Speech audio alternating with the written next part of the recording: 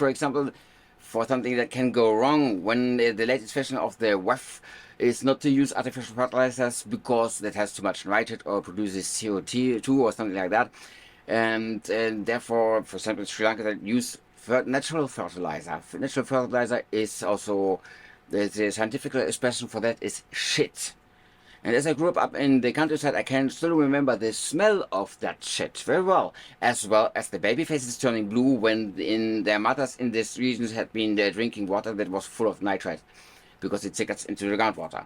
I was living in Bavaria at the time, because except of some ideas and fashion, there's no designer shit that is made in a manner to dissolve not further than a feet into the ground. But Bloomberg sauce making food is only you throw something, water, and that's food.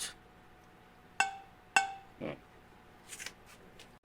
Of course, then you would need a lot more of land, like no more natural parks, to produce the same amount of food. But Bill Gates said, no, we can use crickets, insects. And this is problem. People say that there's a little bit bitter taste. Normally protein doesn't taste bitter, but quinine does.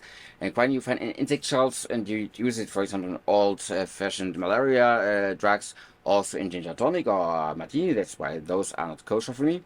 Okay, in large doses, if you eat always quinine, that is deadly, quinine high doses. But as with the symptom moderator that works for everyone and never side effects, the small detail of people dying directly after they get that stuff is only a repetitive coincidence.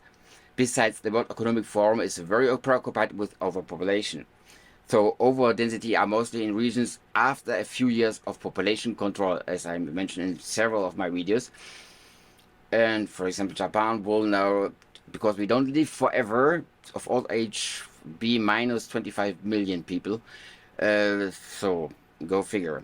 Also, I have never experienced that someone convinced of overpopulation wanted to set a good example immediately to give his speech a point.